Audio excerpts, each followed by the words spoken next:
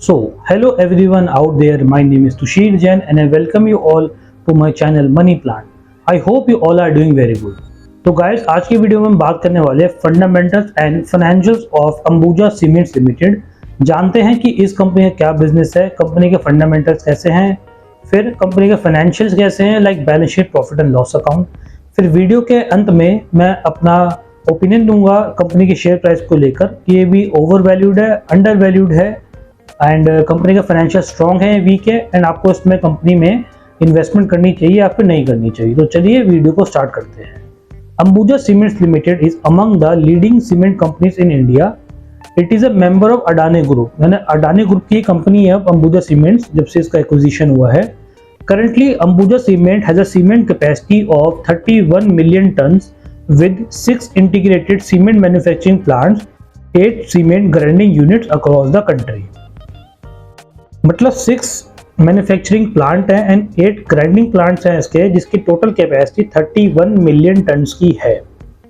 ठीक है, अब एक बार हम इसकी अगर मार्केट कैप को देखा जाए तो इस कंपनी का मार्केट कैप है, जब मैं वीडियो शूट कर रहा हूँ तब 22 मई को, 1,21,840 करोड़ रुपीस। तो लार्ज कैप कंपनी है, इसकी लिक्विडिटी काफ़ी अच्छी है। करंट रेशियो की बात करके चले तो आइडियली 1:1 होना चाहिए कम से कम, बट कंपनी करंटली अभी रेशियो है 2.05 करंट रेशियो, तो ये काफ़ी अच्छा करंट रेशियो है। डेट इक्विटी रेशियो आपका मैक्सिमम 2:1 का होना चाहिए, बट कंपनी का भी डेट इक्विटी रेशियो है 0.02 का, तो ये भी काफ़ी एक फेवरेबल पॉइंट है कंपनी के लिए। फिर आता है पायट्रॉस्की स्कोर, कम से कम 7 होना चाहिए, मैक्सिमम 9 होना चाहिए इसका, एंड कंपनी का भी पायट्रॉस्की स्कोर है 8, तो ये भी काफ़ी फेवरेबल है।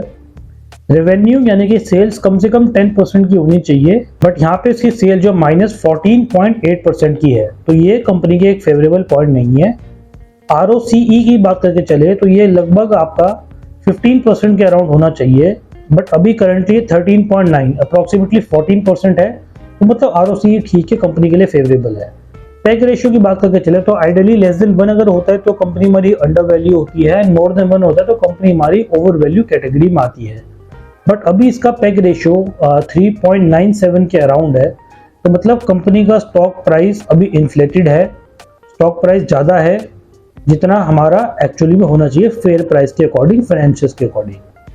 तो गाइज ये तो हमने बात कर ली कंपनी के जो फंडामेंटल्स रेशियोज हैं उसके बारे में।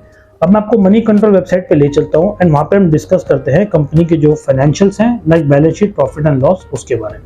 देख सकते हैं गाइज आपकी स्क्रीन पर अंबुजा सीमेंट्स लिमिटेड का जो मनी कंट्रोल वेबसाइट पेज है वो आ रहा है। अब हम इसके फाइनेंशियल्स पे जाते हैं। पहले हम जाएंगे इसकी बैलेंस शीट पर, फिर जाएंगे इसके हम प्रॉफिट एंड लॉस पर। तो इसी के साथ साथ इसके जो कंसोलिडेटेड फिगर्स है उसको हम देखेंगे इसके। पहले अगर हम प्रॉफिट एंड लॉस की बात करना चाहें तो सेल्स की जैसे मैंने बात करी थी, सेल्स इसकी नेगेटिव में है। तो देखते हैं प्रॉफिट एंड लॉस की फिगर से कि सेल्स नेगेटिव में है, पॉजिटिव में है।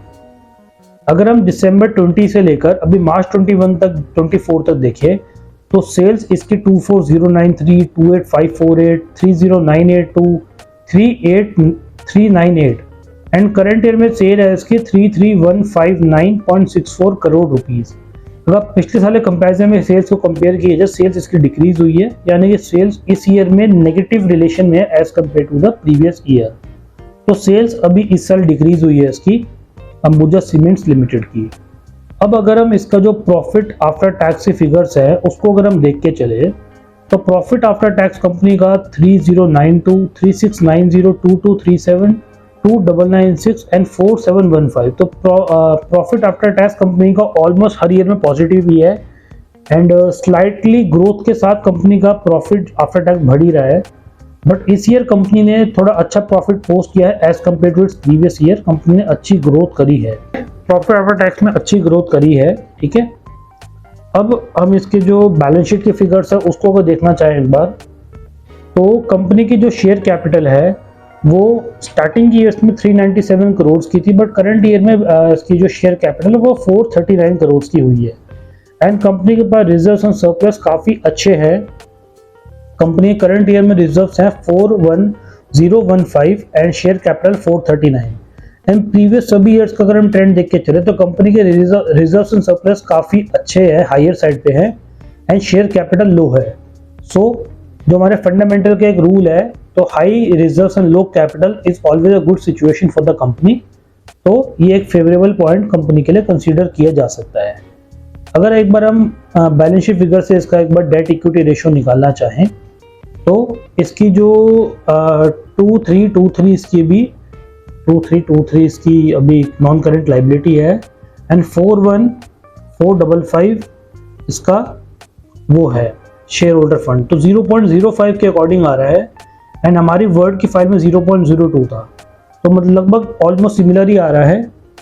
तो इसका जो डेट इक्विटी रेशियो है वो भी काफ़ी अच्छा है एंड पिछले सभी ईयर्स में देखा जाए तो नॉन करेंट लाइबिलिटी कंपनी की कम है and equity share holder fund सभी में ज़्यादा as compare to its non current liability. तो ये भी एक पॉजिटिव साइन कंसिडर किया जा सकता है कंपनी के लिए। अगर हम बात करके चले कंपनी के करंट एसेट्स और करंट लाइबिलिटीज की, तो करंट एसेट्स कंपनी के ऑलमोस्ट हर ईयर में इंक्रीज ही हो रहे हैं एंड करंट लाइबिलिटी भी एक थोड़े स्केल से इंक्रीज हो रही, कभी डिक्रीज हो रही है। तो करंट एसेट्स और करंट लाइबिलिटी का रेशियो निकालना चाहे अगर हम, तो कंपनी का वो ना मोर देन 1 ही आ रहा है ऑलमोस्ट हर केस में देखा जाए तो 186815619249। हाँ, तो हर केस में कंपनी का जो करंट रेशियो है वो मोर देन 1 ही आ रहा है, जो कि फेवरेबल सिचुएशन कंसीडर करी जा सकती है।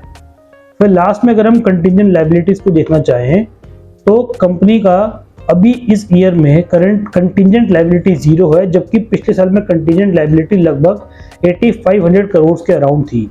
तो ये भी एक पॉजिटिव पॉइंट है कंपनी के लिए कि कंटिजेंट लाइबिलिटी कंपनी की 0 है, मतलब कोई ऐसी अनफोर्सीन या अनसर्टेन लाइबिलिटी नहीं है जो इस साल कंपनी की मैच्योर होने वाली हो एंड कंपनी ने उसके लिए मतलब कंपनी कोई अमाउंट उसके लिए प्रोविजन बनाई नहीं थी, तो कंटिजेंट लाइबिलिटी भी कंपनी की 0 है।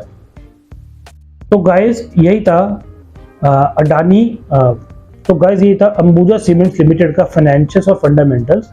अब अगर मैं अपना पॉइंट ऑफ व्यू रखना चाहूँ कंपनी के फाइनेंशियल्स को लेकर, तो कंपनी के फाइनेंशियल्स तो काफ़ी अच्छी हैं, जैसे कि हमने बैलेंस शीट स्टडी की, प्रॉफिट एंड लॉस स्टडी किया कंपनी का, ठीक है। पायट्रॉस की स्कोर भी देखा जो कि आपको एक ओवरऑल फिगर्स बता के देता है फाइनेंशियल्स की, ये 8 का स्कोर इसका आ रहा है, तो ये भी काफ़ी अच्छी है।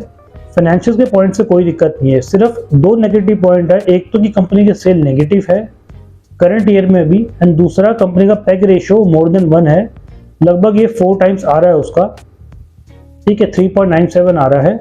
तो कहीं कंपनी का जो वैल्यू है, मार्केट वैल्यू भी ओवर वैल्यूड कैटेगरी में है एज कम्पेयर टू फाइनेंशियल्स। तो गाइस आप मेरी इस वीडियो का रेफरेंस लेकर अपनी खुद की रिसर्च कर सकते हैं कंपनी में कोई भी इन्वेस्टमेंट करने से पहले। तो गाइस ये वीडियो को कैसी लगी जरूर मुझे आप कमेंट सेक्शन में बता सकते हैं एंड इसी प्रकार के इन्फॉर्मेटिव वीडियोस के लिए बने रहेगा मेरे चैनल मनी प्लांट के साथ। Thank you so much.